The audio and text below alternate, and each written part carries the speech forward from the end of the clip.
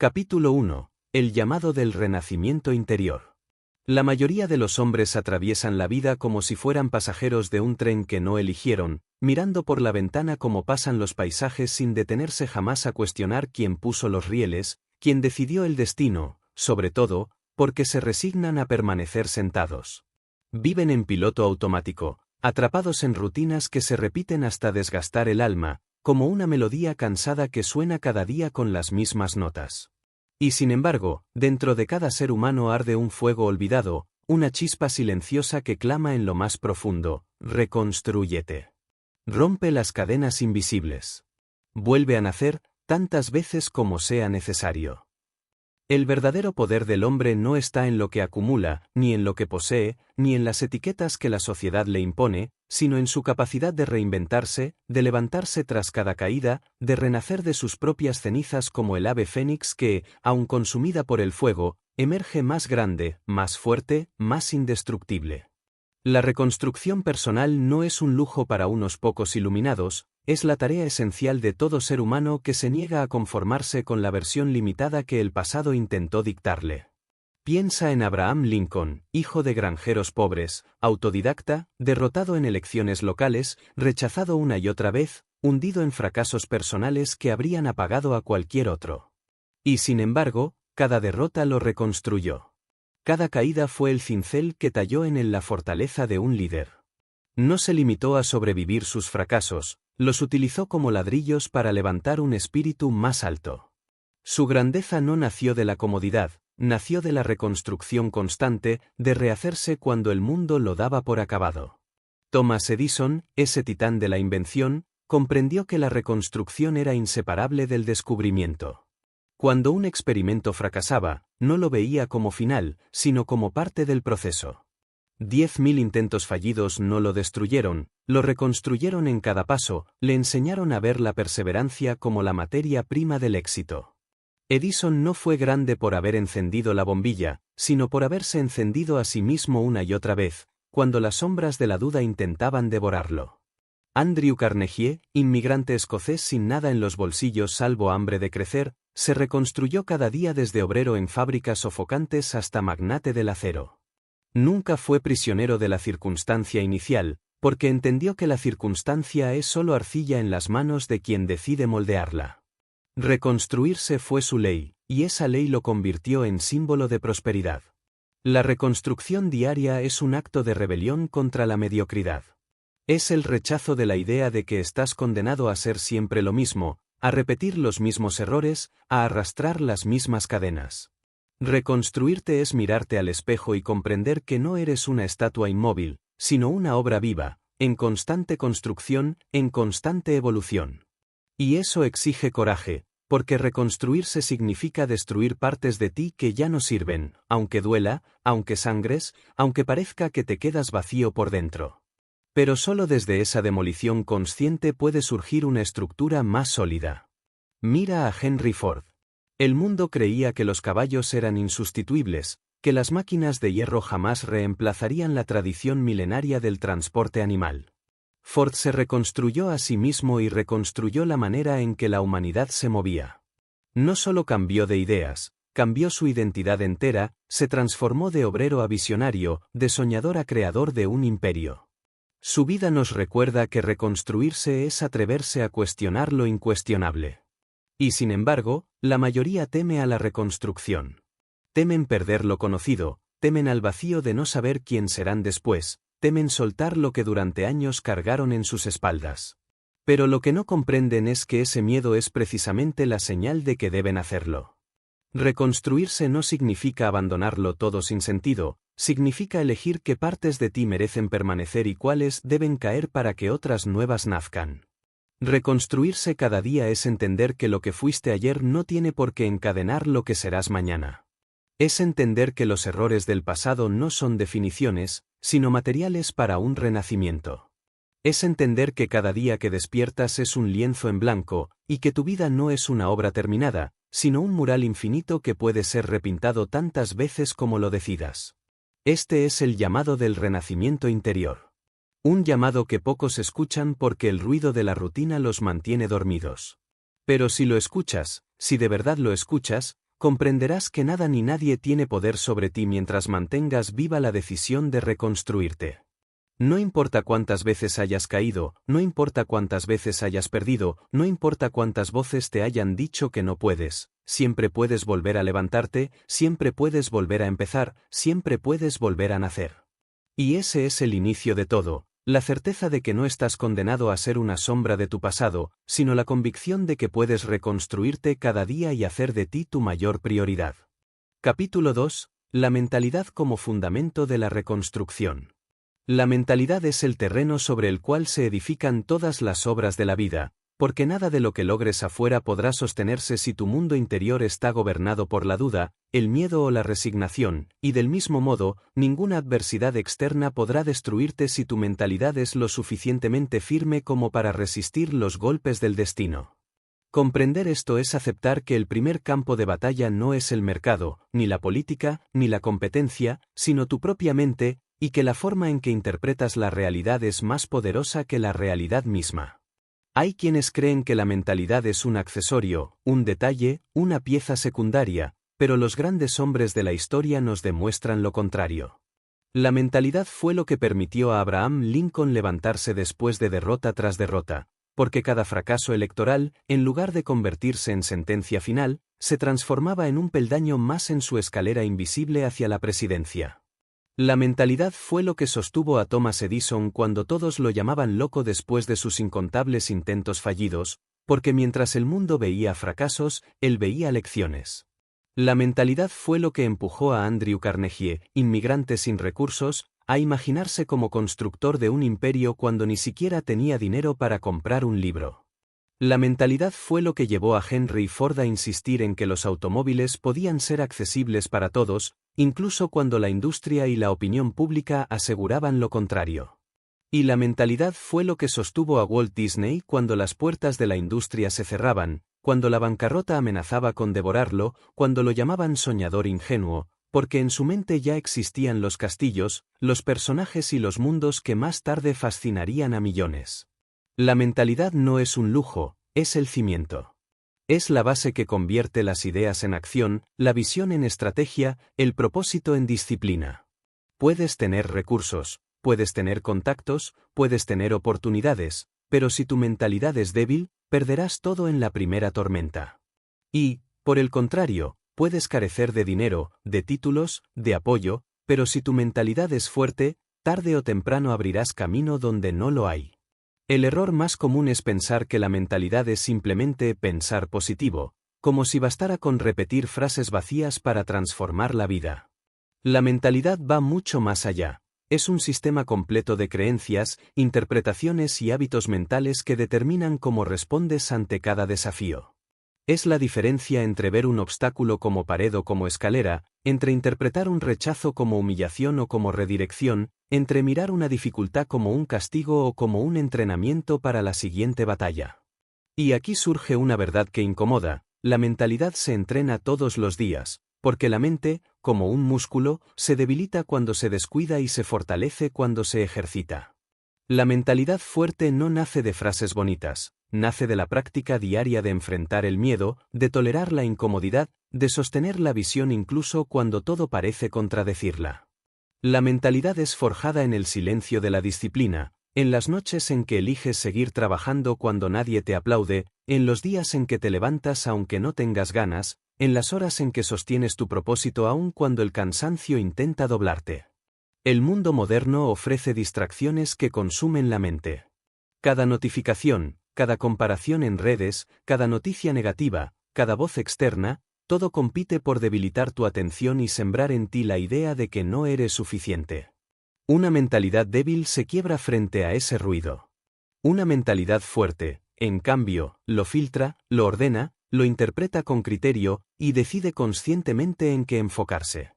Por eso, reconstruirse cada día exige proteger la mente con el mismo celo con el que un rey protegería su fortaleza, porque lo que permitas que entre en tu mente terminará gobernando tu vida. Y no olvidemos algo esencial: la mentalidad no se demuestra en los días fáciles, se demuestra en la tormenta. Cualquiera puede sentirse fuerte cuando el sol brilla, pero solo quien ha trabajado su mentalidad puede seguir caminando cuando el cielo se oscurece. Piensa en Viktor Frankl, prisionero en un campo de concentración nazi, despojado de todo lo material, pero aún dueño de su mentalidad.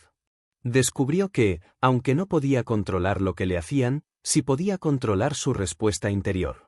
Esa mentalidad no solo lo salvó a él, sino que lo llevó a escribir El hombre en busca de sentido, obra que sigue inspirando a generaciones.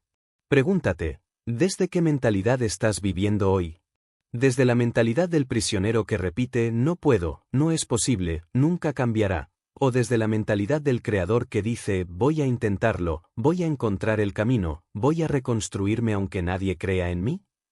Esa elección invisible que haces cada día determina todo lo demás. Y aquí está la gran paradoja, la mentalidad es invisible, pero crea todo lo visible. Los rascacielos, las empresas, las sinfonías, las revoluciones, los inventos, todo comenzó en la mente de alguien que se negó a limitarse. Lo que hoy tienes en tus manos, lo que usas, lo que ves, lo que habitas, alguna vez fue solo la semilla en la mente de un hombre o una mujer. La mentalidad es la cuna de todo progreso humano. Si deseas reconstruirte cada día, comienza por tu mentalidad. Cambia tu manera de hablarte, cambia tu manera de interpretar lo que te ocurre, cambia tu manera de mirar el futuro. Entrena tu mente como entrenarías tu cuerpo, porque un cuerpo fuerte con una mente débil se derrumba en la primera dificultad, pero una mente fuerte puede sostener un cuerpo cansado hasta llegar a la cima. La mentalidad es el fundamento de todo, y si quieres que tu reconstrucción sea firme, debes empezar por allí, porque cuando la mente se expande, nunca vuelve a su forma original, y cuando la mentalidad cambia, la vida entera comienza a transformarse. Capítulo 3. Claridad y visión. La claridad es la luz que atraviesa la neblina de la duda y revela el camino cuando todos los senderos parecen confusos, es la fuerza que diferencia al hombre que corre en círculos del que avanza en línea recta hacia su destino, porque sin claridad el esfuerzo se dispersa en 1000 direcciones y se pierde, pero con claridad cada acción, cada decisión, cada paso, se convierte en parte de una obra coherente que conduce hacia un propósito mayor. Y junto a la claridad se encuentra su hermana inseparable, la visión, esa capacidad de ver lo que todavía no existe, de contemplar un futuro que los demás aún no imaginan, de sostener en la mente una imagen tan poderosa que termina obligando a la realidad a materializarla.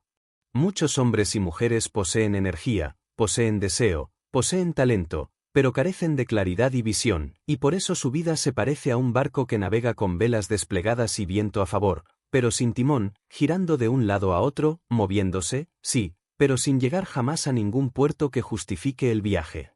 La claridad es el timón que da dirección, la visión es el faro que indica el destino, y sin ambas, todo esfuerzo se convierte en desgaste inútil.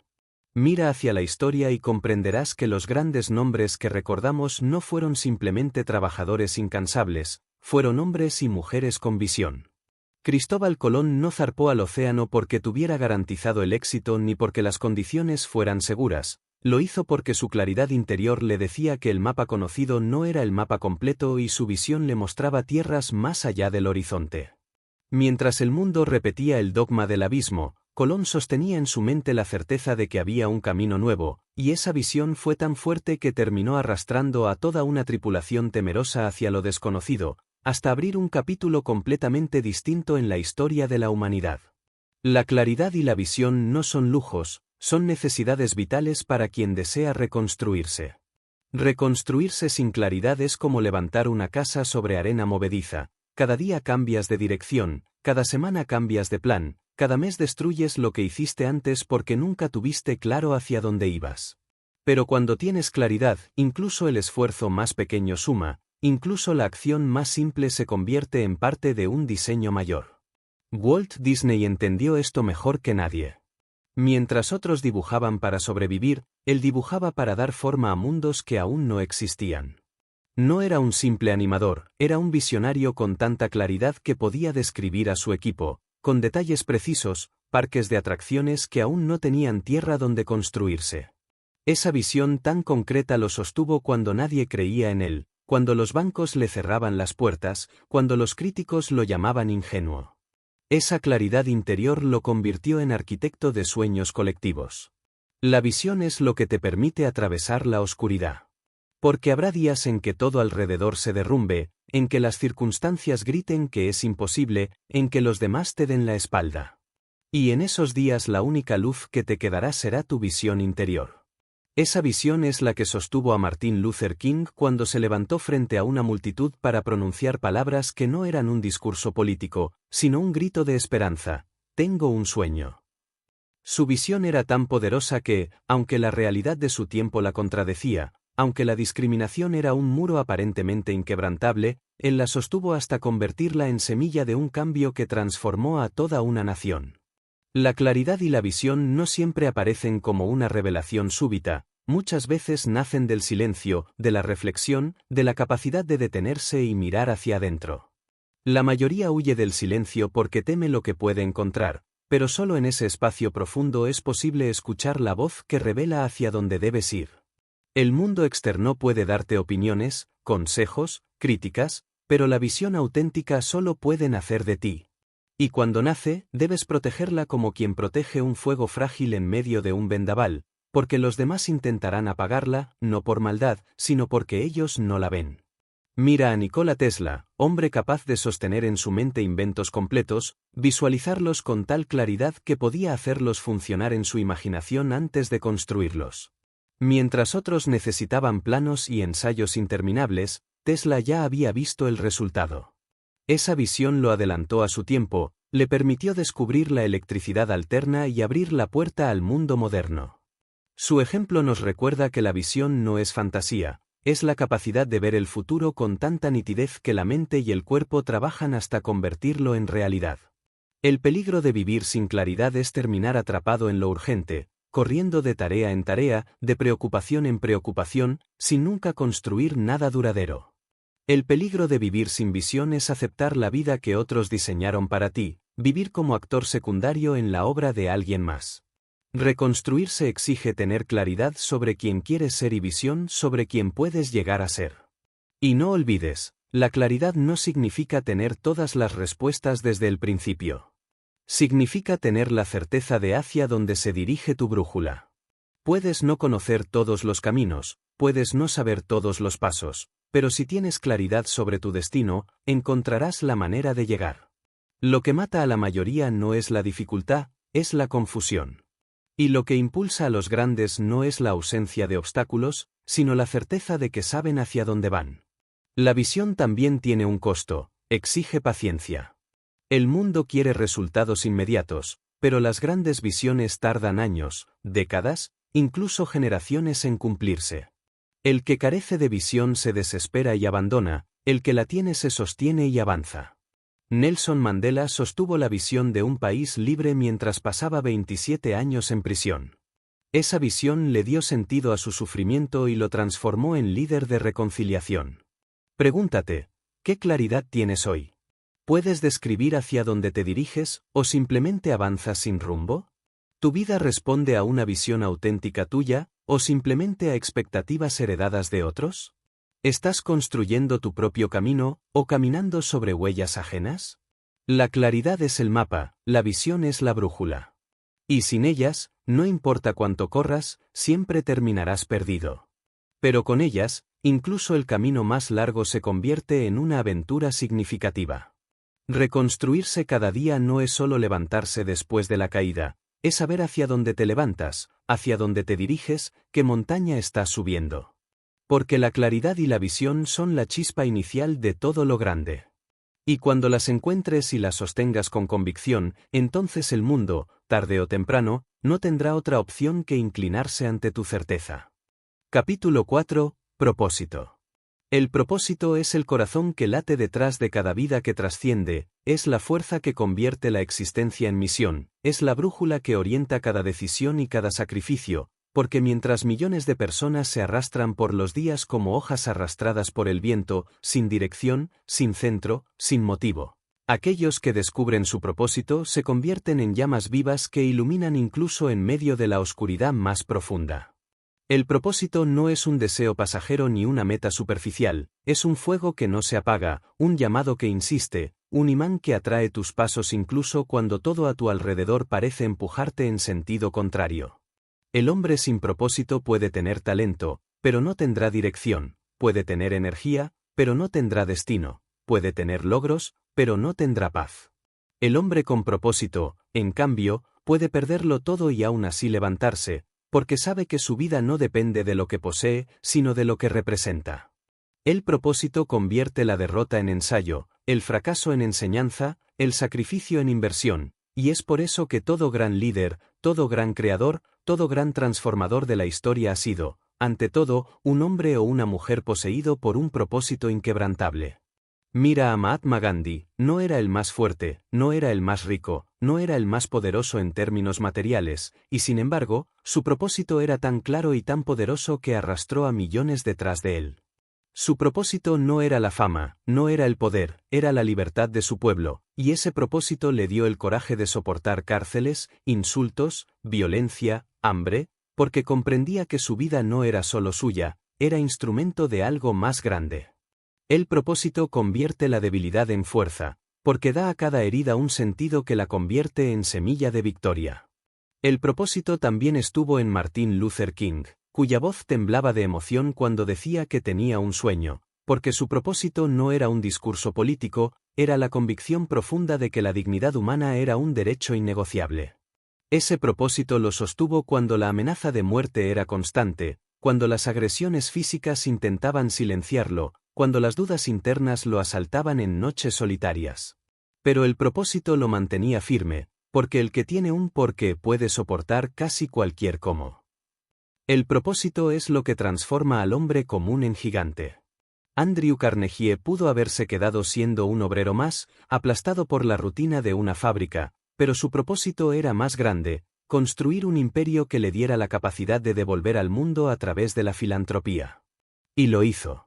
Thomas Edison pudo haberse quedado como un niño con problemas de aprendizaje, marcado como fracaso por sus maestros, pero su propósito de iluminar al mundo lo convirtió en inventor incansable. Walt Disney pudo haberse quedado como un dibujante mediocre, rechazado por periódicos y productores, pero su propósito de despertar la imaginación colectiva lo llevó a construir un universo entero que aún respira décadas después de su muerte. El propósito no se mide en resultados inmediatos, se mide en resistencia.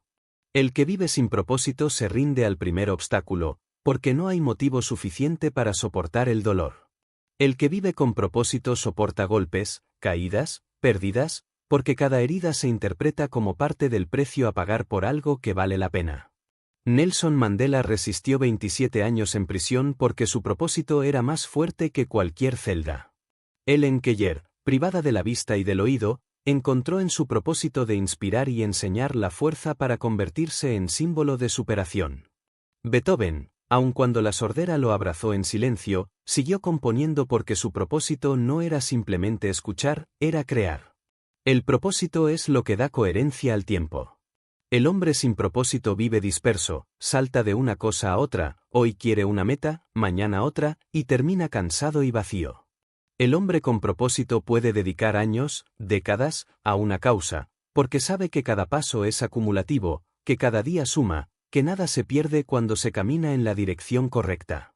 El propósito convierte la paciencia en virtud y el esfuerzo en gozo. Pero aquí está una verdad que muchos no quieren escuchar: encontrar el propósito no es cómodo. Exige mirar hacia adentro con brutal honestidad, exige enfrentarse a las preguntas que se evitan, exige abandonar caminos que otros aplauden para tomar el que tu alma te grita. El propósito no siempre es lo que da más dinero ni lo que atrae más aprobación, muchas veces es lo contrario, un camino solitario, criticado, incomprendido. Pero también es el único camino que da paz, porque la paz no se encuentra en seguir lo que esperan los demás, sino en obedecer lo que sabes que viniste a hacer. El propósito no es algo que recibes como regalo envuelto en papel brillante, es algo que se revela en el proceso de vivir, de fallar, de observar, de escuchar, de sentir. A veces lo descubres en una pasión, otras veces en una herida, otras veces en una injusticia que no toleras más. Lo importante no es cómo aparece, lo importante es reconocerlo cuando lo escuches y decidir no traicionarlo. Porque el mayor dolor de un ser humano no es fracasar, es llegar al final de su vida sabiendo que traicionó su propósito. Pregúntate ahora, ¿qué es aquello por lo que estarías dispuesto a luchar incluso si nadie más te aplaudiera? ¿Qué causa sería suficiente para que aceptaras el sacrificio? ¿Qué razón te daría fuerza cuando todo lo demás pareciera derrumbarse? Allí está tu propósito, esperando que lo abraces con decisión. El propósito es lo que transforma la reconstrucción en dirección, porque no basta con levantarse cada día, hay que levantarse para algo, levantarse hacia algo. El propósito da a tu vida no solo movimiento, sino sentido. Y cuando lo descubras, cuando lo abraces, cuando decidas vivirlo, te darás cuenta de que la reconstrucción ya no será una carga, será un privilegio, porque cada día será una oportunidad de acercarte más a esa misión que arde en tu interior. El propósito es el motor de la grandeza, y sin él, incluso la vida más cómoda será vacía. Con él, incluso la vida más difícil será gloriosa. Capítulo 5. Disciplina. La disciplina es el puente secreto que conecta el propósito con la realidad, es la muralla invisible que protege al hombre de sus propias debilidades, es la espada silenciosa que corta las excusas y abre paso a los resultados, porque mientras muchos hablan de sueños, de metas, de ambiciones, solo unos pocos están dispuestos a recorrer el camino que los convierte en realidad. Y ese camino se llama disciplina. La disciplina no es glamour, no es espectáculo, no es aplauso, es rutina, repetición, perseverancia, es levantarse cada mañana y hacer lo que dijiste que harías aunque el cuerpo esté cansado, aunque la mente esté llena de dudas, aunque nadie lo note. La disciplina es lo que separa al que desea del que logra, porque todos desean, pero muy pocos están dispuestos a pagar el precio. Y la vida siempre cobra por adelantado, antes de darte el fruto, te exige el esfuerzo, antes de darte la victoria, te exige la constancia, antes de darte el reconocimiento, te exige años de trabajo en silencio. El que busca atajos nunca construye nada duradero, pero el que abraza la disciplina construye cimientos tan sólidos que ni el tiempo ni la adversidad pueden derribar. Mira a Thomas Edison. Miles de experimentos fallidos, noches enteras sin dormir, burlas de quienes lo llamaban loco, pero su disciplina era más fuerte que el cansancio y que la crítica. No fue el genio de un instante lo que lo convirtió en inventor, fue la disciplina de seguir probando una y otra vez hasta que la luz finalmente encendió. Edison comprendió que la disciplina es más importante que la inspiración, porque la inspiración aparece y desaparece como el viento, pero la disciplina permanece incluso cuando el corazón no quiere continuar. Piensa en Henry Ford. Su visión de un automóvil al alcance de todos no se materializó de un día para otro, requirió años de ajustes, de fracasos, de repeticiones. Ford no se convirtió en símbolo de la industria porque tuviera una gran idea, sino porque tuvo la disciplina de convertir esa idea en procesos, en cadenas de producción, en perfeccionamiento constante. Su disciplina fue tan firme que transformó la economía global. Walt Disney enfrentó bancarrotas, traiciones, rechazos. Cualquiera habría abandonado, pero él eligió la disciplina de seguir creando, de seguir soñando, de seguir dibujando aunque nadie comprara sus historias. Y esa disciplina, repetida día tras día, fue lo que terminó construyendo un legado que supera a generaciones. La disciplina no es castigo, aunque muchos la ven como enemiga. La disciplina es, en realidad, un acto de amor hacia tu futuro. Es la decisión consciente de incomodarte hoy para no lamentarte mañana. Es decirte a ti mismo, sé lo que quiero lograr y me respeto lo suficiente como para no fallarme. Cada vez que eliges la disciplina sobre la pereza, estás enviando un mensaje al futuro, me importa mi destino más de lo que me importa mi comodidad. El mundo moderno vive obsesionado con la gratificación instantánea, con el placer inmediato, con la recompensa rápida. Y es precisamente por eso que la mayoría fracasa, porque no entiende que la disciplina es lo contrario, es sembrar hoy sin cosechar mañana, es trabajar ahora para ver frutos en años, es sostener la visión cuando aún no hay evidencia de resultados. La disciplina es un contrato con el tiempo. La disciplina también es acumulativa. Una pequeña acción, repetida miles de veces, transforma por completo una vida. Un escritor que disciplina su mano para escribir una página al día tendrá un libro en un año. Un atleta que disciplina su cuerpo para entrenar una hora diaria tendrá un rendimiento superior en una década. Un emprendedor que disciplina sus finanzas para ahorrar una cantidad constante construirá libertad con el paso del tiempo. El poder de la disciplina no está en lo grandioso, está en lo constante. Y sin embargo, la disciplina duele. Duele despertarse cuando el cuerpo clama por quedarse en la cama. Duele rechazar la tentación inmediata por un bien lejano. Duele repetir lo mismo cuando parece que nada cambia. Pero duele mucho más vivir sin disciplina, duele llegar al final de tu vida y darte cuenta de que pudiste haber hecho más y no lo hiciste, duele ver cómo tus sueños se desvanecieron porque nunca fuiste constante, duele cargar con el peso del arrepentimiento. El dolor de la disciplina pesa gramos, el dolor del arrepentimiento pesa toneladas. La disciplina es lo que permite al hombre dominarse a sí mismo. Marco Aurelio lo sabía bien. Escribió que la verdadera grandeza no consiste en gobernar imperios, sino en gobernarse a sí mismo. Y eso es la disciplina, la victoria sobre tu mente, sobre tus impulsos, sobre tu pereza, sobre tu ego. Es el acto de demostrarte que tú eres tu propio maestro y no un esclavo de tus emociones pasajeras. Mira la vida de Michael Jordan. No fue simplemente talento lo que lo llevó a la cima, fue la disciplina de entrenar más que nadie, de lanzar miles de veces al aro hasta que sus músculos memorizaran el éxito, de repetir cada jugada una y otra vez hasta que la perfección fuera inevitable. Sin disciplina, Jordan habría sido un jugador más. Con ella, se convirtió en leyenda. La disciplina no es enemiga de la libertad, es su cimiento. Porque el hombre que no se disciplina termina siendo esclavo de sus impulsos, de sus vicios, de sus excusas. En cambio, el hombre disciplinado es libre, porque ha aprendido a elegir conscientemente su camino, a gobernarse. La disciplina no es cárcel, es la llave que abre las puertas de la grandeza. Y hay un momento en la vida en que entiendes que la disciplina ya no es un esfuerzo doloroso, sino parte de tu identidad. Al principio te obligas a ser disciplinado, luchas contra la resistencia interna, peleas con la pereza. Pero con el tiempo, la disciplina se convierte en hábito, y el hábito en carácter, y el carácter en destino. Ese es el poder oculto de la disciplina, transforma tu ser hasta que hacer lo correcto se vuelve automático, natural, inevitable. Pregúntate ahora, ¿qué disciplina estás dispuesto a cultivar? ¿Qué estás dispuesto a repetir cada día aunque nadie lo note, aunque nadie te felicite, aunque no veas resultados inmediatos? Porque esa disciplina silenciosa será la que determine tu futuro. El que es fiel en lo pequeño será capaz de sostener lo grande. La disciplina no promete caminos fáciles, pero garantiza destinos gloriosos. No elimina las dificultades, pero te hace lo suficientemente fuerte para superarlas. No te asegura reconocimiento, pero te asegura crecimiento. La disciplina es el precio de la libertad, la base del éxito, la madre de la excelencia. Sin disciplina, tu propósito se desvanece en buenas intenciones. Con disciplina, tu propósito se convierte en legado. Capítulo 6. Acción.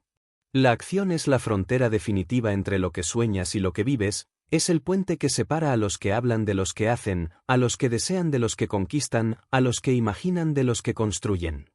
Sin acción, los sueños se convierten en humo que se disipa con el viento, los planes se pudren en cajones, las ideas mueren en silencio dentro de cabezas brillantes que nunca se atrevieron a ejecutarlas. La acción es el idioma de la transformación, la única voz que el universo escucha, la señal que dice, estoy dispuesto a arriesgarme, estoy dispuesto a moverme, estoy dispuesto a pagar el precio. Y sin embargo, la mayoría se queda atrapada en el espejismo de la preparación eterna. Se engañan diciendo que aún no es el momento, que todavía falta algo, que deben esperar condiciones perfectas. Pero las condiciones perfectas no existen. No existían cuando Edison encendió su primera bombilla en un taller sucio, no existían cuando los hermanos Wright lanzaron un pedazo de madera y tela al aire en un campo desolado, no existían cuando Henry Ford decidió producir un automóvil que todos decían que nadie compraría.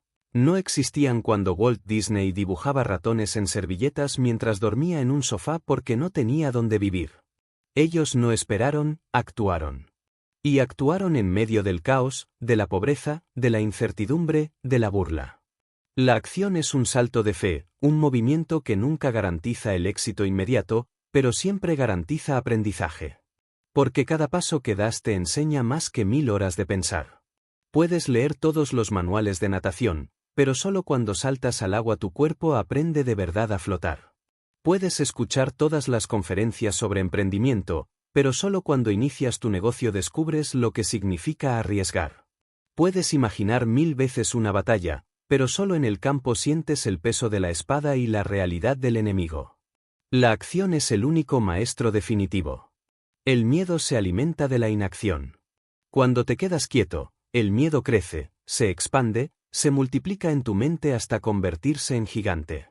Pero en el instante en que actúas, el miedo se encoge. La acción es el antídoto contra el temor. No pienses demasiado, muévete. No analices hasta paralizarte, decide. No esperes aprobación, ejecuta. El miedo grita, pero la acción lo silencia. Mira a Abraham Lincoln. Su vida fue un desfile de derrotas, fracasos electorales, negocios arruinados, burlas constantes.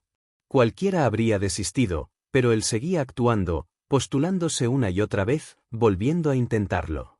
Cada acción lo acercaba un poco más a su destino, hasta que finalmente alcanzó la presidencia y transformó la historia de su nación. La diferencia no fue la suerte, fue la acción constante en medio de la adversidad. La acción es la prueba más pura de fe. Decir creo es fácil, actuar como si creyeras es difícil. Muchos dicen que creen en sus sueños, pero su inacción los desmiente. El que cree de verdad actúa, aun cuando no ve resultados, aun cuando no hay garantías, aun cuando el mundo lo llama loco. La fe sin acción es ilusión, pero la fe con acción es poder creador.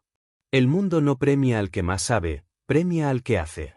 Hay miles de personas más inteligentes que Edison que nunca inventaron nada. Miles más creativas que Disney que nunca construyeron un imperio. Miles con más fuerza que Ford que nunca cambiaron una industria. No porque no tuvieran talento, sino porque no actuaron. El talento sin acción es potencial desperdiciado. La acción sin talento, en cambio, puede construir talento con el tiempo. La acción también es acumulativa. Una acción puede parecer pequeña hoy, insignificante, irrelevante. Pero repetida día tras día, se convierte en transformación radical. El que escribe una página cada día termina con un libro en un año. El que hace ejercicio 30 minutos diarios transforma su cuerpo en una década. El que ahorra una pequeña cantidad con constancia construye libertad financiera en el tiempo. La acción constante vence a la inacción brillante.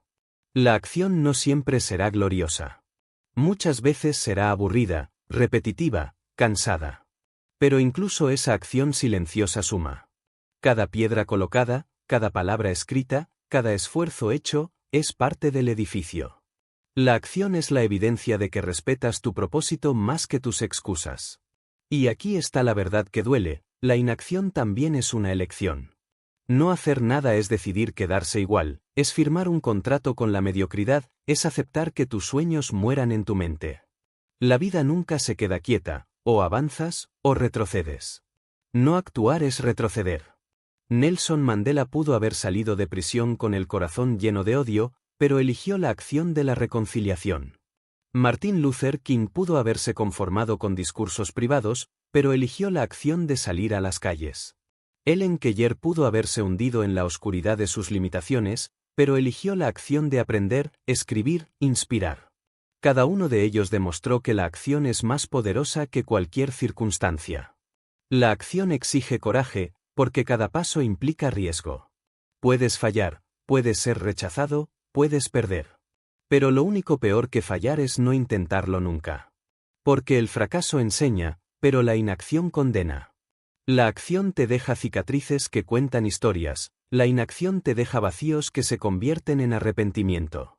Pregúntate, ¿cuántas ideas has dejado morir en tu mente por miedo a actuar?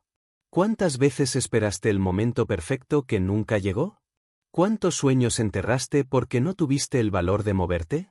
Y ahora pregúntate, ¿qué ocurriría si decidieras actuar hoy, sin excusas, sin demoras, sin esperar más? La acción no garantiza el éxito inmediato, pero garantiza transformación. Te cambia, te moldea, te enseña, te fortalece.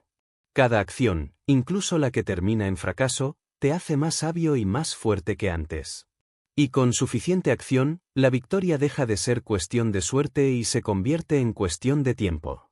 El universo responde a la acción. La oportunidad llega a los que ya están en movimiento, no a los que esperan sentados. El camino aparece mientras caminas, no antes. La claridad llega mientras avanzas, no antes. La confianza crece mientras actúas, no antes. Todo lo que buscas está al otro lado de la acción. Así que no esperes más. No te quedes atrapado en la ilusión de la preparación eterna. No permitas que el miedo o la duda dicten tu destino. Actúa. Actúa aunque tiemble tu voz. Actúa aunque tiemblen tus manos. Actúa aunque nadie crea en ti. Actúa porque la acción es la chispa que enciende la maquinaria del destino. La acción es la diferencia entre una vida recordada y una vida olvidada. Entre un sueño realizado y un sueño marchito. Entre el arrepentimiento y la grandeza. La acción es el grito que atraviesa la historia y dice: estuve aquí, hice algo, dejé huella. Actúa. Porque la vida no espera, el tiempo no se detiene, la oportunidad no regresa. Actúa ahora, y reconstruye tu destino con tus propias manos. Capítulo 7. Gratitud. La gratitud es la fuerza más silenciosa y a la vez más poderosa que un ser humano puede despertar dentro de sí, porque mientras muchos creen que la grandeza consiste únicamente en acumular, en conquistar, en escalar montañas externas, los sabios de todas las épocas han sabido que la verdadera victoria comienza en el reconocimiento profundo de lo que ya se posee. En la capacidad de ver en medio de la dificultad no solo la herida sino también la enseñanza, no solo la pérdida sino también la semilla escondida, no solo la oscuridad sino también la chispa de luz que aún permanece. La gratitud no es una palabra de cortesía, no es un gesto superficial ni una fórmula educada para cumplir con los demás. La gratitud es una filosofía de vida, una postura existencial, un lente a través del cual se observa el mundo entero, y ese lente puede transformar la pobreza en riqueza, la derrota en fortaleza, la soledad en aprendizaje. El fracaso en renacimiento. El hombre sin gratitud vive siempre en carencia, aunque tenga abundancia material, porque sus ojos solo ven lo que falta, lo que otros tienen, lo que todavía no llega. Corre detrás de metas que nunca sacian, porque incluso cuando alcanza una, ya está pensando en la siguiente, y nunca se detiene a saborear lo que logró. Ese hombre vive en un desierto interior. El hombre agradecido, en cambio, aunque posea poco, siempre se siente en abundancia, porque sabe que incluso lo más pequeño es un regalo, que incluso lo más simple puede ser motivo de asombro, que incluso en medio de la tormenta hay algo que agradecer. Ese hombre vive en un oasis interior que lo fortalece para seguir caminando. Mira a Viktor Frankl, prisionero en los campos de concentración nazis, rodeado de muerte, de hambre, de frío, de desesperanza. Cualquier ser humano habría perdido la voluntad de seguir. Y sin embargo, Frankl descubrió que aún podía dar gracias por lo esencial, la libertad de decidir su actitud frente al sufrimiento. Esa gratitud fue el ancla que lo sostuvo en el infierno, fue la chispa que le dio fuerza cuando todo parecía perdido. Años después escribiría que al hombre se le puede arrebatar todo excepto una cosa, la última de sus libertades, la de elegir su actitud frente a cualquier circunstancia. Esa elección, sostenida por gratitud, lo convirtió en ejemplo eterno de resiliencia espiritual. La gratitud es la base de la humildad, y la humildad es la base de la verdadera grandeza. Andrew Carnegie, uno de los hombres más ricos de su tiempo, comprendió que su fortuna no era solo producto de su esfuerzo, sino del país que lo acogió, de los trabajadores que lo acompañaron, de las oportunidades que otros le tendieron. Esa gratitud lo llevó a invertir gran parte de su riqueza en bibliotecas, en instituciones, en educación, para que otros también pudieran crecer. Sin gratitud, habría muerto como un millonario más. Con gratitud, murió como un benefactor que transformó generaciones. La gratitud no es conformismo. No significa resignarse ni dejar de luchar. Al contrario, es la fuerza que te da energía para seguir avanzando, porque quien agradece lo que tiene, encuentra motivos para construir más. Quien no agradece, en cambio, nunca tiene suficiente, y aunque conquiste el mundo, siempre será esclavo de la sensación de vacío. La gratitud es lo que convierte la ambición en algo sano, porque la ambición sin gratitud es codicia, pero la ambición con gratitud es servicio. Mira a Walt Disney, que tras ser despedido de un periódico por falta de creatividad y después de quebrar su primer estudio, eligió agradecer esas caídas porque lo obligaron a refinar su visión. En lugar de hundirse en el resentimiento, agradeció la lección y se reinventó. Esa actitud agradecida fue la que lo llevó a crear un personaje que se convertiría en símbolo universal, Mickey Mouse. La gratitud convirtió la pérdida en oportunidad, el rechazo en combustible, la caída en escalón. La gratitud también protege contra la arrogancia. Porque el éxito, cuando llega, puede ser veneno si no está acompañado de humildad. El hombre que no agradece cree que todo lo hizo solo, se embriaga de orgullo, pierde la perspectiva y tarde o temprano cae. El hombre que agradece reconoce que su camino se construyó con la ayuda de otros, con la suma de miles de factores, con circunstancias que no siempre controló. Esa gratitud lo mantiene con los pies en la tierra, incluso cuando sus logros lo elevan a la cima. Y no olvidemos que la gratitud es medicina. Hoy la ciencia confirma lo que los filósofos antiguos intuían: el hombre que practica la gratitud tiene menos ansiedad, menos depresión, menos resentimiento. Su sistema inmunológico es más fuerte, su cuerpo más resistente, su mente más equilibrada. Pero mucho antes de que la ciencia lo demostrara, Séneca ya lo escribió: la gratitud no es solo la más grande de las virtudes, es la madre de todas las demás. Porque un corazón agradecido no puede ser injusto, no puede ser cruel, no puede ser mezquino.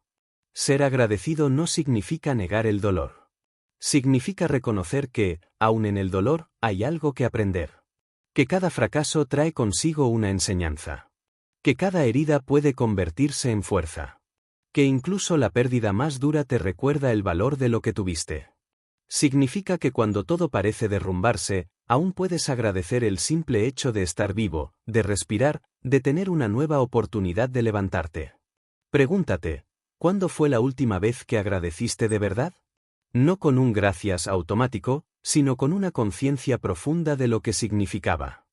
¿Cuándo fue la última vez que miraste tu vida y, en lugar de enfocarte en lo que falta, reconociste lo que ya tienes? ¿Cuándo agradeciste por las batallas que te hicieron más fuerte, por los rechazos que te redirigieron, por los fracasos que te enseñaron más que cualquier éxito? La gratitud no se limita a palabras, se demuestra con acciones. Agradeces de verdad cuando usas lo que recibiste para crear algo más, cuando devuelves al mundo lo que el mundo te dio, cuando conviertes tu gratitud en servicio, en generosidad, en crecimiento. No basta con sentirla, hay que vivirla. No basta con decirla, hay que encarnarla. La gratitud es una elección diaria. Cada mañana puedes despertar quejándote por lo que no tienes o agradeciendo lo que sí tienes. Cada noche puedes dormir frustrado por lo que no lograste o agradecido por lo que avanzaste. Esa elección cambia tu energía, cambia tu manera de actuar, cambia tu destino. El que agradece vive en abundancia, el que no agradece vive en carencia, aunque tengan exactamente lo mismo. La gratitud es lo que sostiene el espíritu en medio de la tormenta. Es lo que te recuerda que incluso en la oscuridad hay estrellas. Es lo que convierte cada día en regalo en lugar de condena. Y cuando llegues al final de tu vida, lo que más paz dará a tu corazón no será cuánto acumulaste, sino cuánto agradeciste. Porque la gratitud convierte la vida en celebración, incluso cuando el camino fue duro. La gratitud es la raíz de la resiliencia, la base de la grandeza y el alimento del alma. Y quien aprende a vivir agradecido nunca muere vacío, porque siempre supo reconocer la belleza de lo que tenía, incluso en medio de la lucha.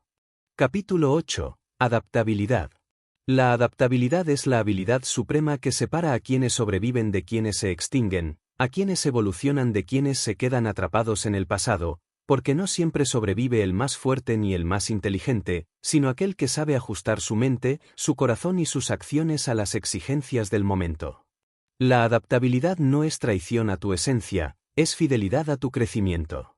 No es renunciar a tu propósito, es reinventar tu camino para seguir persiguiéndolo. Es comprender que la vida cambia constantemente, que nada permanece fijo, que incluso lo que ayer funcionaba puede convertirse en carga hoy, y que resistirse a cambiar es condenarse a la irrelevancia. Desde el principio de los tiempos, la humanidad sobrevivió no por ser la especie más fuerte, sino por ser la más adaptable. Los primeros hombres no podían correr tan rápido como los animales ni tenían garras afiladas para cazar, pero aprendieron a usar herramientas, a encender fuego, a construir refugios. Cuando la naturaleza los empujó a climas extremos, se adaptaron con vestimenta, con armas, con agricultura. Esa capacidad de observar, de aprender, de reinventarse, fue lo que nos trajo hasta aquí. La historia humana es, en esencia, una historia de adaptabilidad. Charles Darwin lo dejó claro en su teoría de la evolución: las especies que perduran no son las más fuertes, sino las que mejor se adaptan. Esa verdad no solo aplica a la biología, aplica a la vida diaria, a los negocios, a las relaciones, al crecimiento personal. El hombre que se aferra a lo que ya no sirve, que insiste en estrategias muertas, que se encierra en creencias obsoletas, termina marchitándose. El hombre que se adapta, que fluye como el agua alrededor de los obstáculos, que ajusta sus métodos sin perder su propósito, ese hombre siempre encontrará la manera de seguir avanzando. Henry Ford lo aprendió en carne propia. Durante años se aferró al modelo T, aquel automóvil que había revolucionado al mundo, y se resistía a cambiarlo porque había sido su mayor éxito. Pero el mercado cambió, la competencia avanzó, y Ford comprendió que incluso el triunfo de ayer puede ser la trampa de hoy si no te adaptas. Entonces renovó su visión, ajustó sus estrategias y logró que su imperio no quedara enterrado en el pasado. La adaptabilidad fue lo que lo mantuvo en pie. Walt Disney también tuvo que adaptarse una y otra vez. Cuando perdió a su personaje Oswald y parecía que lo habían dejado sin futuro, se reinventó creando a Mickey Mouse. Cuando su empresa estaba al borde de la bancarrota, se adaptó y expandió hacia largometrajes animados, cuando nadie creía en esa locura. Cuando la industria pensó que estaba acabado, se adaptó de nuevo y creó parques temáticos que cambiaron para siempre el entretenimiento.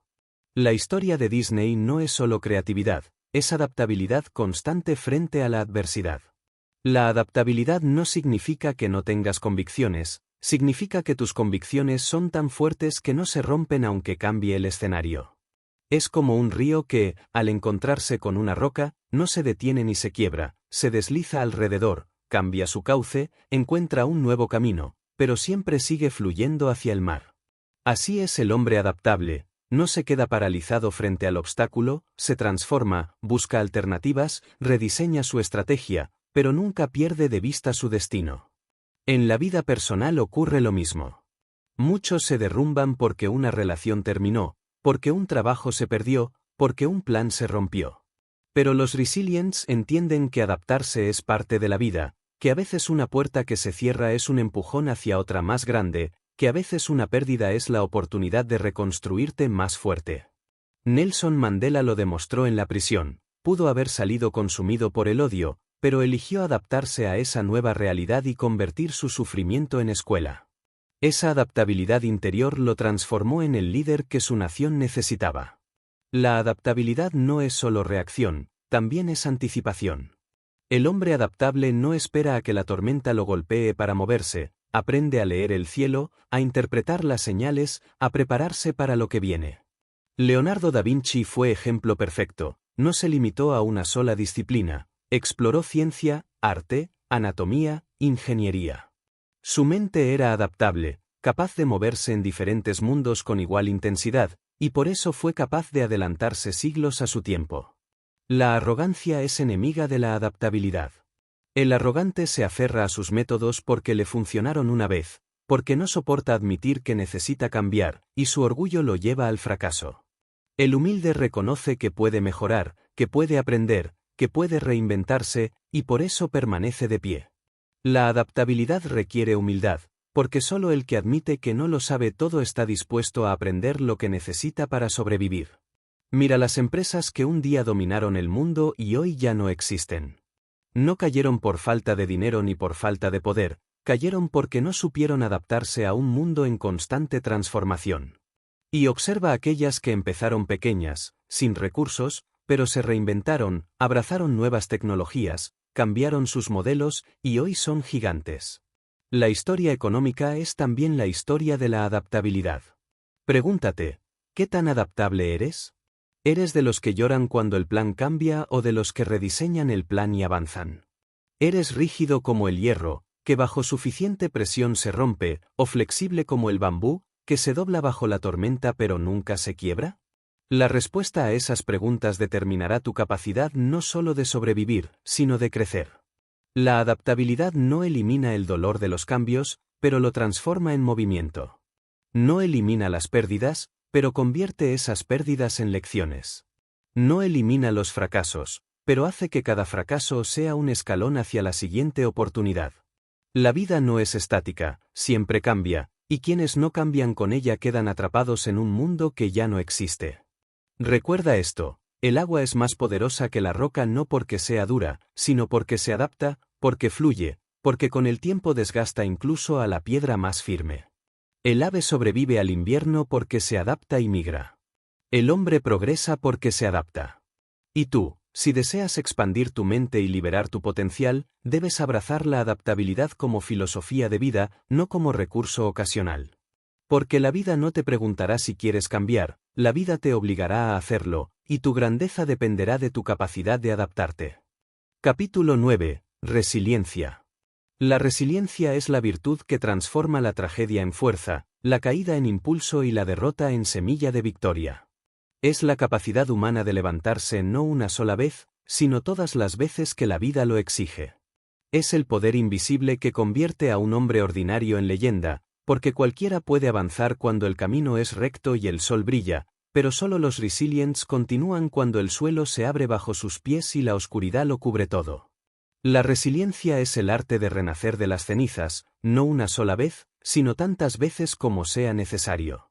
No confundas la resiliencia con resistencia pasiva.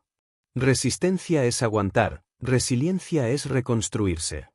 Resistencia es soportar el golpe, resiliencia es convertir ese golpe en energía. Resistencia es esperar que pase la tormenta, resiliencia es aprender a bailar bajo la tormenta. Esa diferencia es lo que ha sostenido a las grandes civilizaciones, a los líderes inmortales, a los inventores que transformaron el mundo. Mira a Nelson Mandela, 27 años prisionero en una celda de piedra, condenado a silencio, aislado del mundo, despojado de todo lo que el hombre moderno considera indispensable. Muchos habrían salido rotos, con odio en el corazón, incapaces de mirar la vida con dignidad. Pero Mandela eligió la resiliencia. Eligió no solo sobrevivir, sino fortalecerse. Eligió salir de la prisión no como víctima, sino como líder. Eligió transformar su dolor en una visión de reconciliación que uniría a su país. Esa es la esencia de la resiliencia, no salir igual de la tormenta, sino salir más grande. Abraham Lincoln también fue un ejemplo de resiliencia. Antes de ser presidente, fue derrotado en elecciones locales, fracasó en negocios, perdió a personas que amaba profundamente. Cada caída habría sido suficiente para hundirlo en la desesperación, pero Lincoln veía en cada tropiezo no el final de su historia, sino un capítulo más en la construcción de su carácter. Esa resiliencia fue lo que le permitió sostener a una nación desgarrada por la guerra civil. No fue su elocuencia lo que lo convirtió en símbolo, fue su capacidad de levantarse una y otra vez. Thomas Edison, burlado en la infancia por sus maestros que lo consideraban incapaz de aprender, rechazado en trabajos, fracasado en miles de experimentos, encarnó la resiliencia en su forma más pura. Decía, no fracasé, solo descubrí miles de formas que no funcionan. Su resiliencia era tan grande que transformó lo que para otros era fracaso en información valiosa. Esa mentalidad resiliente fue la que iluminó el mundo entero con la bombilla eléctrica. La resiliencia también se encarna en Beethoven. Cuando la sordera lo abrazó en silencio, cualquier otro habría abandonado la música. Pero él, en lugar de resignarse, encontró en esa tragedia una fuerza interior que lo llevó a componer algunas de las sinfonías más sublimes de la historia. Su novena, escrita cuando ya no podía escuchar, es un monumento a la resiliencia humana, un canto que atraviesa siglos y grita, nada puede apagar la voz de un espíritu indomable. La resiliencia es también la historia de los pueblos.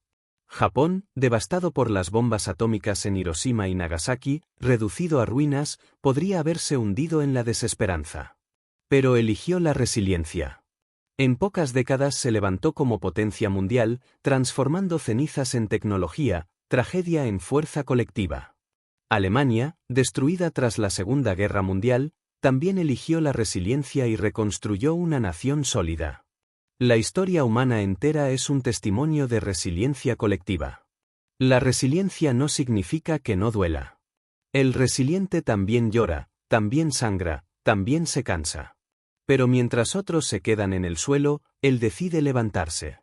Y no una vez, todas las veces que haga falta. Esa es la diferencia. La resiliencia no elimina el sufrimiento, lo convierte en combustible. El hombre que carece de resiliencia vive atrapado en sus heridas. Cada fracaso se convierte en excusa, cada rechazo en muro, cada pérdida en condena. Pero el hombre resiliente convierte esas mismas heridas en cicatrices de honor, en pruebas de que sobrevivió, en señales de que es más fuerte de lo que pensaba. El resiliente entiende que la caída no es lo que lo define la decisión de levantarse. Piensa en Ellen Keller, ciega y sorda desde la infancia, limitada de un modo que parecía insuperable. Pero su resiliencia, junto con la guía de su maestra Anne Sullivan, la llevó a convertirse en escritora, conferencista, defensora de derechos humanos, en símbolo viviente de que no hay barrera que un espíritu resiliente no pueda atravesar. La resiliencia también es esperar. Vivimos en una era que idolatra la inmediatez, que desprecia la paciencia. Pero la resiliencia es la ciencia de la espera activa. Es trabajar años sin ver resultados inmediatos, confiando en que el esfuerzo dará fruto. Es sembrar hoy sabiendo que la cosecha puede llegar mucho después. Edison, Lincoln, Disney, Ford, todos esperaron más de lo que deseaban, todos resistieron más de lo que imaginaban, todos fueron resilients. Y aquí está lo más importante, la resiliencia es un acto de fe. Fe en que el dolor no será eterno. Fe en que la herida no será tu final. Fe en que el esfuerzo vale la pena aunque aún no lo veas. Esa fe es lo que sostiene a los resilients cuando todo lo demás se derrumba. Pregúntate, ¿cuántas veces la vida te ha derribado y aún así seguiste? ¿Cuántas veces pensaste que era tu final y después descubriste que era un comienzo? ¿Cuántas veces te dijeron que no podías y tu resiliencia respondió con un observa cómo lo hago? Cada una de esas experiencias es prueba de que dentro de ti habita una fuerza indestructible. Recuerda esto, no importa cuántas veces caigas, lo que importa es cuántas veces decidas levantarte. Mientras tengas la fuerza de levantarte una vez más, nunca estarás derrotado. Esa es la esencia de la resiliencia, victoria invisible en cada decisión de seguir adelante. La resiliencia es la corona invisible de quienes se niegan a rendirse. Es la antorcha que ilumina en la oscuridad. Es el eco que resuena en la historia diciendo, me golpearon, pero sigo aquí. Me quebraron, pero me reconstruí. Me derrotaron, pero no me vencieron. Capítulo 10. Aprendizaje. El aprendizaje es la alquimia que transforma la ignorancia en sabiduría, la confusión en claridad, el fracaso en experiencia, el dolor en entendimiento. Es la facultad más divina del ser humano, porque mientras todo lo demás se marchita con el tiempo, la juventud, la belleza, la fuerza física, el aprendizaje puede crecer sin límite, puede expandirse hasta el último día, puede convertir a un hombre en eterno porque lo aprendido se transmite, se multiplica, se comparte y trasciende. Aprender no es acumular datos en la memoria como quien guarda objetos en un sótano, aprender es transformar la conciencia, es reconstruirse cada día, es renacer con cada lección, es ver el mundo con ojos cada vez más profundos. El hombre que deja de aprender comienza a morir aunque su cuerpo siga respirando, porque se congela en ideas viejas, se encierra en verdades caducas, se convierte en prisionero de un ayer que ya no existe. El hombre que aprende, en cambio, permanece joven aunque sus cabellos se vuelvan blancos, porque siempre está abierto, siempre está renovándose, siempre está expandiendo sus horizontes. La diferencia entre un alma marchita y un alma vibrante no está en la edad, está en la disposición a seguir aprendiendo. Mira a Leonardo da Vinci, ejemplo supremo del aprendiz eterno. No se conformó con ser pintor, exploró anatomía, ingeniería, arquitectura, música, filosofía. Su curiosidad insaciable lo llevó a diseccionar cadáveres para entender el cuerpo humano, a diseñar máquinas de vuelo siglos antes de que existiera la aviación, a pintar obras que aún hoy nos asombran con su profundidad. Da Vinci comprendía que un solo campo no basta para quien desea tocar lo infinito. Aprender fue su religión, su manera de vivir, y por eso su nombre aún resuena como símbolo del genio humano. El aprendizaje no está limitado a la escuela ni a los títulos, porque la educación formal puede terminar en una ceremonia, pero el aprendizaje verdadero es interminable. Thomas Edison no aprendió sus miles de lecciones en universidades, las aprendió en talleres, en laboratorios, en noches interminables de prueba y error. Cada fracaso era un maestro, cada intento una clase. Edison demostró que el aprendizaje más poderoso es el que se obtiene en la acción, en la experimentación, en la vida real. Andrew Carnegie también entendió que el aprendizaje era la base de la grandeza. Hijo de inmigrantes pobres, sin educación formal avanzada, se dedicó a aprender de todos los que lo rodeaban, de los trabajadores, de los ingenieros, de los economistas. Se rodeó de personas más sabias que él y absorbió su conocimiento con humildad. Su fortuna no nació solo del acero, nació de su disposición a aprender siempre, a nunca creerse el más listo de la sala, a escuchar y a crecer. El aprendizaje verdadero exige humildad radical. El arrogante cree que ya sabe todo y por eso se estanca. El sabio sabe que siempre será aprendiz y por eso avanza. Sócrates lo expresó con su célebre paradoja: solo sé que no sé nada. Ese reconocimiento de ignorancia no es debilidad, es puerta abierta a un universo infinito de conocimiento. El hombre que cree saberlo todo se convierte en estatua, el hombre que admite su ignorancia se convierte en río. El aprendizaje no es lineal, es acumulativo. Una lección te lleva a otra, una puerta abre 10 más, un error comprendido te ahorra 100 futuros errores. El que aprende construye un edificio invisible que se fortalece con cada experiencia. El que no aprende repite los mismos tropiezos, como quien choca siempre con la misma piedra porque se niega a mirarla de frente. La resiliencia te permite levantarte después de la caída, pero el aprendizaje te asegura que no volverás a tropezar en el mismo sitio. La curiosidad es la chispa del aprendizaje. El niño que pregunta, ¿por qué?, constantemente es el reflejo más puro de lo que deberíamos mantener toda la vida. Pero el adulto promedio mata esa curiosidad, la reemplaza con rutina, con conformismo, con miedo al ridículo. Y entonces dejan de aprender, dejan de crecer. Walt Disney decía que su curiosidad era lo que lo mantenía joven, lo que lo impulsaba a explorar, a innovar, a crear mundos que nadie había visto antes. Esa curiosidad, unida al aprendizaje constante, fue lo que lo convirtió en pionero. El aprendizaje también es la capacidad de desaprender. Porque muchas veces lo que más nos estanca no es lo que ignoramos, sino lo que creemos saber y en realidad está equivocado. Henry Ford decía que el fracaso es la oportunidad de empezar de nuevo con más inteligencia. Ese es el poder del desaprendizaje, soltar la rigidez, cuestionar lo que parecía incuestionable, abrir espacio en la mente para nuevas ideas. Sin esa flexibilidad, la mente se convierte en prisión. La historia de la ciencia es la historia del aprendizaje colectivo. Galileo aprendió a mirar el cielo con ojos nuevos cuando todos repetían dogmas antiguos. Einstein aprendió a cuestionar las leyes de Newton que parecían absolutas. Marie Curie aprendió en laboratorios precarios a descubrir la radiactividad, enfrentando riesgos y prejuicios. Cada uno de ellos fue aprendiz eterno, y su disposición a aprender cambió para siempre la humanidad. El aprendizaje es también medicina del alma. El que aprende de su dolor se vuelve sabio, el que no aprende se vuelve amargo. El que aprende de sus derrotas se vuelve más fuerte, el que no aprende se vuelve cínico. El que aprende de sus relaciones pasadas ama mejor, el que no aprende repite errores y destruye futuros. La vida siempre enseña, pero solo aprende el que escucha. Pregúntate, ¿qué estás aprendiendo hoy? ¿Estás repitiendo los mismos errores una y otra vez, o estás sacando lecciones de ellos? ¿Estás abierto a escuchar incluso de quienes no piensan como tú? ¿Estás dispuesto a leer, a observar, a preguntar, a equivocarte? ¿O ya decidiste que no tienes nada más que aprender? La respuesta a esas preguntas revelará no solo tu presente, sino tu futuro. El aprendizaje constante es lo que mantiene joven al espíritu.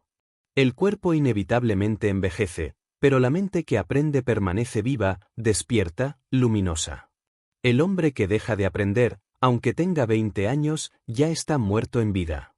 El hombre que sigue aprendiendo, aunque tenga 80, sigue renaciendo cada día. Y finalmente, el aprendizaje es lo que nos conecta con la eternidad. Porque lo que aprendes no muere contigo, lo transmites, lo siembras en otros, se convierte en legado. Las invenciones de Edison, las sinfonías de Beethoven, los discursos de Lincoln, las investigaciones de Curie, no son solo logros individuales, son lecciones que la humanidad entera heredó. Aprender es participar en ese flujo eterno que une a las generaciones. La ignorancia te encierra en una celda invisible. El aprendizaje rompe las paredes y te libera. La ignorancia te ata al pasado. El aprendizaje te proyecta hacia el futuro. Y mientras sigas aprendiendo, nunca estarás acabado, porque siempre habrá algo más por descubrir, por crear, por reinventar. El aprendizaje no es una opción secundaria, es el camino esencial del crecimiento humano. Aprender es vivir. Aprender es expandirse. Aprender es inmortalizarse. Capítulo 11. Liderazgo interior. El liderazgo interior es la cima invisible que todo ser humano debe escalar antes de pretender conquistar cualquier otra montaña, porque de nada sirve dirigir ejércitos si no puedes gobernar tu carácter, de nada sirve construir imperios si no puedes dominar tus pensamientos, de nada sirve levantar monumentos si eres esclavo de tus impulsos. El liderazgo interior es la victoria más difícil y a la vez, la más necesaria, porque no se libra contra enemigos externos, sino contra ese adversario silencioso que habita en tu propia mente, contra la voz que susurra que te rindas, contra la sombra de la pereza que te arrastra, contra la cadena de la duda que te paraliza, contra la vanidad que te engaña haciéndote creer que eres invencible cuando en realidad estás perdido. Marco Aurelio, emperador de uno de los imperios más vastos de la historia, escribió en sus meditaciones que un hombre no puede considerarse libre si no controla su mente. Él, que tenía a sus pies legiones, territorios, riquezas y poder absoluto, entendió que su verdadera lucha era contra sí mismo. Porque el mundo externo se conquista con soldados, pero el mundo interno solo se conquista con disciplina, con reflexión, con autodominio. Y sin esa conquista interior, toda victoria externa se convierte en arena que se escapa entre los dedos. El liderazgo interior no es una virtud opcional, es la raíz de todas las demás. Un hombre puede aparentar éxito durante un tiempo, puede engañar al mundo con su imagen, con sus palabras, con sus logros, pero si no se lidera a sí mismo, tarde o temprano su fachada se derrumba. Mira a los líderes que cayeron no porque les faltara inteligencia ni recursos, sino porque no pudieron gobernar sus pasiones. El poder sin liderazgo interior se convierte en tiranía, el talento sin liderazgo interior se convierte en autodestrucción, la ambición sin liderazgo interior se convierte en codicia que consume todo a su paso. Abraham Lincoln fue un líder interior antes de ser presidente. Su vida estaba marcada por derrotas, pérdidas, depresiones profundas que habrían quebrado a cualquiera. Pero Lincoln aprendió a gobernar sus emociones, a sostener la calma en medio del caos, a decidir con serenidad cuando todo ardía. Esa fortaleza interior fue la que le permitió guiar a su nación en la guerra civil, no desde la soberbia, sino desde la coherencia y la resiliencia. No fue su cargo lo que lo hizo líder, fue su liderazgo interior lo que le dio autoridad moral para ocupar ese cargo. Nelson Mandela, encerrado casi 3 décadas en prisión, aprendió a liderarse a sí mismo en las condiciones más extremas. Podía haber salido lleno de odio, con el corazón envenenado por la venganza, pero eligió el camino del perdón, de la reconciliación. Esa decisión no se toma en discursos frente a multitudes, se toma en soledad, en silencio, en los rincones de la celda, cuando solo tienes frente a ti tu dolor y tu espíritu. Mandela se lideró a sí mismo antes de liderar a su pueblo, y esa es la esencia del liderazgo interior, tomar decisiones que parecen imposibles porque entiendes que tu carácter es más importante que tu circunstancia. El liderazgo interior exige disciplina. No hay manera de guiar a otros si no puedes guiarte a ti mismo cada día. La disciplina es el entrenamiento del líder interior, porque cada vez que eliges levantarte cuando quieres dormir, cada vez que eliges enfocarte cuando quieres distraerte, cada vez que eliges continuar cuando quieres rendirte, estás practicando liderazgo interior. No se trata de grandes gestos heroicos, se trata de pequeñas victorias repetidas, invisibles para los demás, pero acumuladas hasta formar un carácter impenetrable. El liderazgo interior exige claridad.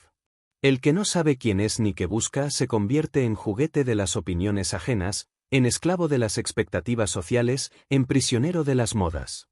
Pero el que se conoce, el que tiene claridad en su propósito, no se deja arrastrar. Esa claridad es la brújula del líder interior, porque sin ella cualquier viento te desvía. El liderazgo interior exige humildad. Porque el ego es el enemigo más peligroso. El hombre que se cree invulnerable deja de escuchar, deja de aprender, deja de crecer, y tarde o temprano su arrogancia lo destruye. El verdadero líder interior reconoce sus limitaciones, acepta sus errores, se abre a aprender. Esa humildad no lo debilita, lo fortalece, porque le permite corregirse a tiempo y crecer constantemente. El liderazgo interior exige valentía. No la valentía de enfrentar ejércitos externos, sino la valentía de enfrentar las verdades incómodas de tu propio corazón. Significa mirarte al espejo y aceptar que tú eres tu mayor obstáculo. Significa reconocer que tus excusas son mentiras, que tus vicios son cadenas, que tus miedos son fantasmas creados por ti mismo. El que no tiene valentía para enfrentar su interior nunca será un verdadero líder. Y aquí está una verdad esencial: el liderazgo interior no se alcanza una vez y ya, es una práctica diaria. Cada mañana eres puesto a prueba. ¿Serás dueño de tu carácter o tu carácter será dueño de ti? ¿Gobernarás tus emociones o ellas gobernarán tus decisiones? ¿Mantendrás tu propósito firme o lo entregarás a la comodidad del momento?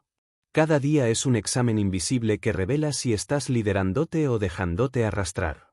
Los grandes ejemplos de la historia nos enseñan que el liderazgo interior es lo que da coherencia a una vida. Edison se mantuvo firme en su misión porque supo liderarse frente a la frustración.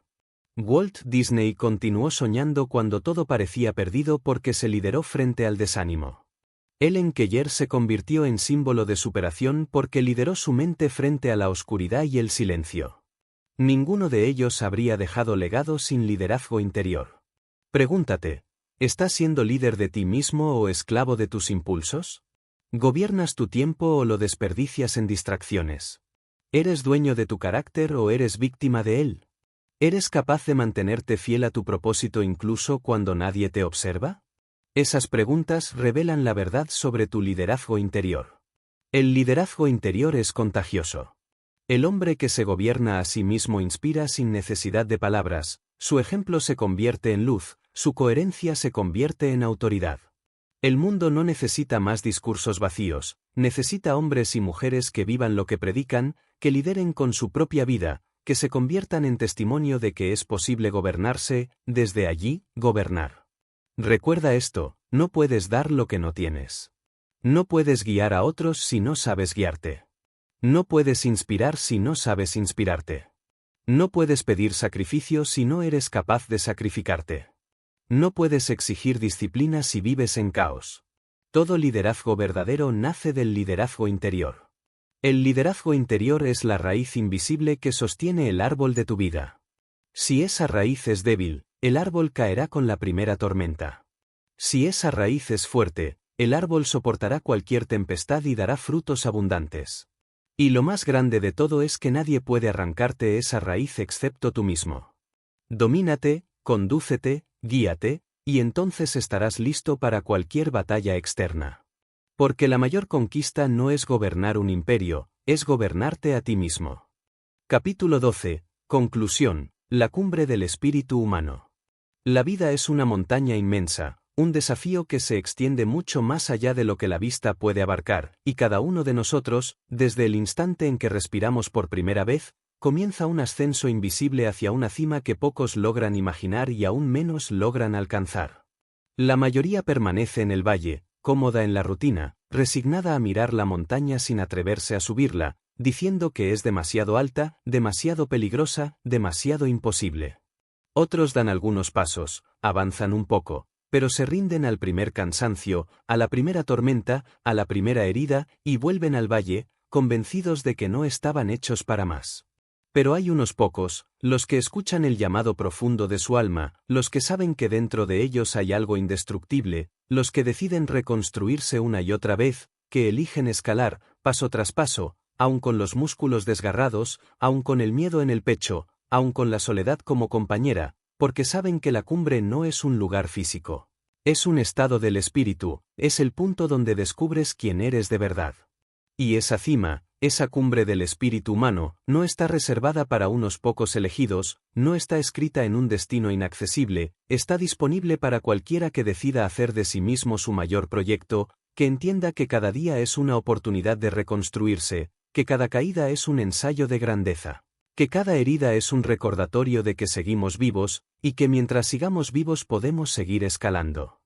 La cumbre es el resultado de haber abrazado la mentalidad correcta, de haber creído en ti cuando nadie más lo hacía, de haber sostenido una visión clara en medio de la confusión, de haber vivido con propósito cuando todo te tentaba al vacío, de haber practicado disciplina cuando la comodidad gritaba, de haber actuado cuando otros solo planeaban, de haber agradecido incluso cuando parecía que no había nada que agradecer, de haberte adaptado a cada cambio sin perder tu esencia, de haberte levantado con resiliencia cuando la vida te derribó, de haber aprendido cada día como si fueras eterno, y de haberte liderado a ti mismo cuando nadie más lo hacía. La cumbre del espíritu humano no es riqueza, no es fama, no es poder. Es coherencia. Es la paz de saber que no traicionaste tu propósito, que no desperdiciaste tus días, que cada decisión que tomaste fue una afirmación de tu valor. Es la satisfacción silenciosa de mirar atrás y entender que cada paso, incluso el más doloroso, te condujo a un lugar más alto. Es la conciencia de que tu vida fue obra tuya y no una copia barata de las expectativas de otros. Mira los ejemplos que la historia nos ha dejado como huellas en la roca de esa montaña. Edison, que nos enseñó que 10.000 intentos fallidos son solo el precio de la luz. Lincoln, que nos mostró que un hombre derrotado una y otra vez puede terminar salvando una nación. Mandela, que nos recordó que ni las cadenas ni los muros pueden encarcelar un espíritu libre. Disney, que nos probó que los sueños que parecen ridículos para la mayoría pueden convertirse en imperios de imaginación. Ford, que nos demostró que incluso lo que todos consideran imposible puede terminar cambiando el mundo. Beethoven, que nos hizo sentir que ni siquiera la sordera puede silenciar a un alma que arde con música eterna. Todos ellos alcanzaron su propia cumbre no porque tuvieran caminos fáciles, sino porque se reconstruyeron tantas veces como fue necesario. La cumbre del espíritu humano es también tuya si decides escalar. Nadie puede regalarte ese ascenso. Nadie puede llevarte cargado hasta arriba. La montaña es tuya y solo tú puedes recorrerla. Y aquí está la verdad que define todo, no importa cuántas veces te hayas detenido, no importa cuántas veces hayas caído, no importa cuántas veces hayas dudado. Lo único que importa es que todavía estás vivo, y mientras estés vivo, puedes levantarte, puedes reconstruirte, puedes avanzar, puedes seguir escalando. La vida es demasiado corta para permanecer en el valle. El tiempo se escapa como arena entre las manos, y cada día que dejas pasar sin moverte es un día que nunca volverá. No esperes más. No sigas mirando la cima como algo inalcanzable. No digas mañana, porque mañana no existe, solo existe hoy, y hoy es el único momento real en el que puedes decidir. Y cuando decidas, cuando te levantes, cuando comiences a escalar con convicción, descubrirás que no estás solo. Porque cada paso tuyo se convierte en inspiración para otros. Tu ascenso se convierte en un faro. Tu lucha se convierte en un testimonio. Tu resiliencia se convierte en un mapa para los que aún dudan. Esa es la belleza de la cumbre, no llegas solo por ti, llegas para abrir camino a los demás. Imagina por un instante que llegas a esa cima. Que tras años de dolor, de disciplina, de acción, de agradecimiento, de aprendizaje, de resiliencia, finalmente alcanzas ese punto en que comprendes que todo valió la pena. El aire allí arriba es diferente, limpio, puro, cargado de significado. No es el aire de la arrogancia ni de la vanidad, es el aire de la plenitud. Miras hacia atrás y ves tus cicatrices no como manchas, sino como medallas. Ves tus derrotas no como cadenas, sino como escalones. Ves tus lágrimas no como debilidad, sino como agua que nutrió tu crecimiento. Y entiendes que nunca escalaste solo una montaña externa, escalaste la montaña de ti mismo. Esa es la cumbre del espíritu humano, el descubrimiento de que tú mismo eres tu mayor obra, que no viniste solo a consumir aire y ocupar espacio, viniste a reconstruirte cada día hasta convertirte en la versión más alta de ti mismo. Y cuando llegues allí, tu vida no será un suspiro olvidado, será un eco que inspire a generaciones. Así que escucha estas palabras como un llamado. No sigas postergando tu ascenso. No esperes la aprobación de nadie. No te detengas ante los gritos del miedo. No traiciones la chispa que arde dentro de ti. Reconstrúyete cada día. Haz de ti tu mayor prioridad. Piensa más allá de los límites. Expande tu mente. Libera tu potencial. Y asciende, paso a paso, herida tras herida, victoria tras victoria, hasta alcanzar la cumbre del espíritu humano, donde descubrirás que siempre fuiste más grande de lo que creías. Y cuando llegues, no te detengas. Porque la cumbre no es un final, es el inicio de una nueva altura. Reconstrúyete siempre. Eleva tu vida siempre. Trasciende siempre.